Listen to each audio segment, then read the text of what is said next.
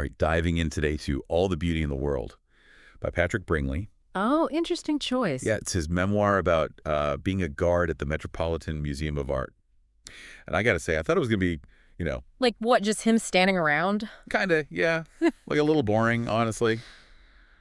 I get that. It was anything but. It's way more than that. Yeah. Yeah, Bringley had like a really interesting path to even getting that job. I mean, he wasn't some, typical security guard, right? Yeah, that's what got me. Like, he was at the New Yorker, like the magazine. Exactly, yeah. Big time, right? Super prestigious, like the dream job. And then he ends up at the Met. Like, Total left turn. total left turn, yeah. Yeah. And the book, it like really dives into why. Yeah, there's some real personal stuff that happens that kind of forces him to look for something, I don't know. Meaningful. Yeah, like A little more meaningful. Yeah, more than just the, daily grind. A hustle. Totally. So he ends up at the Met, surrounded by all this incredible art. But what I really liked was he doesn't just talk about the art, It's like he's looking at the people looking at the art. Right? Exactly. And that's where it gets fun. And like so accurate too. His descriptions of the different museum goers. Like, Oh, yeah, like you can totally picture them. totally. Like, I know a sightseer for sure. Yeah. Just snapping pictures, not even really looking. Oh, yeah, they just want to say they were there, post it on Instagram. That's it. But Bringley makes you think about like why people even go to museums in the first place. Mm-hmm. What are they hoping to get out of it? Yeah, he goes deeper than just being funny, It makes you think about your own experiences. Like, Oh, for sure. are you really seeing the art or are you just going through the motions? I felt that Yeah. hard. Yeah. And Bringley's like the perfect guide for that kind of thinking because he's so observant. Yeah, he really is. Like, he talks about this Nkizi figure. I'd never even heard of that before. Thank Kisi. Yeah, it's from the Congo culture. But the way he writes about it, it's like you can feel this power. It's interesting, right? Because he brings in all this history and context. Like, Ankizi are these figures that are supposed to hold spirits, and like you can activate them through rituals. And he captures that whole belief system where the spiritual and material worlds were just like all mixed up. Makes you realize like how much I don't know when I'm looking at art. Yeah, it's like layers and layers. There's so much meaning behind it all, Yeah.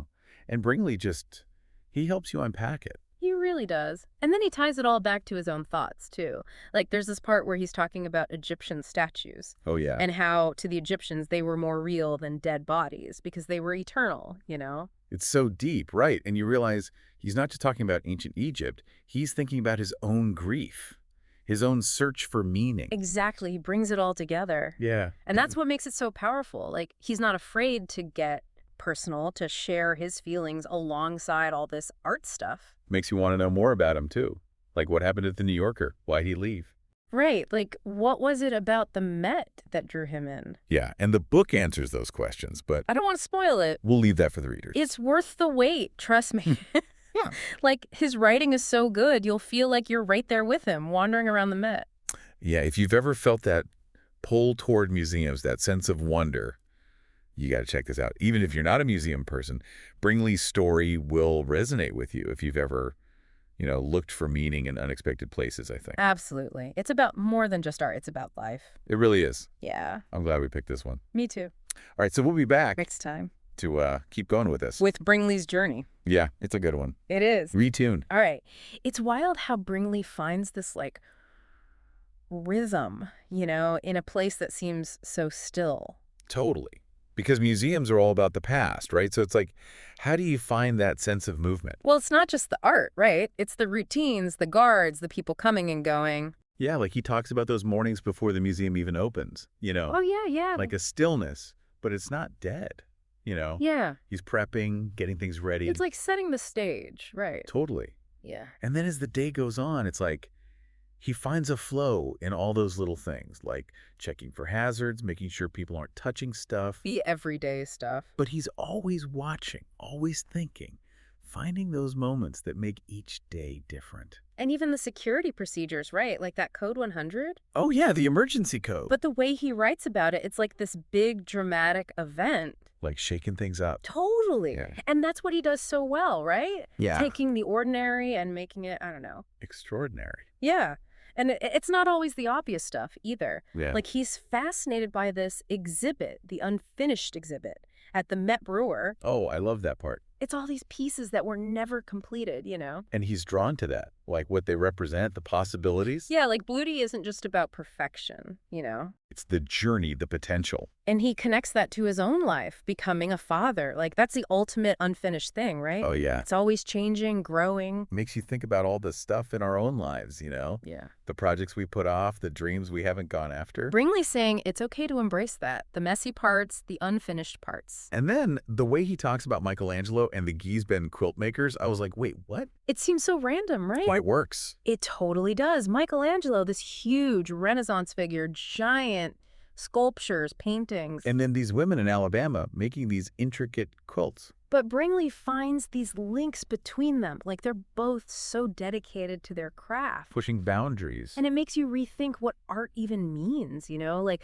the Giesben quilts, they're from this specific place, but they're beautiful in a way that everyone can understand. Art can come from anywhere, right? Exactly. Yeah. And Bringley doesn't shy away from the tough parts of the job either. Like the long hours, the routines, sometimes dealing with, Difficult people. Yeah.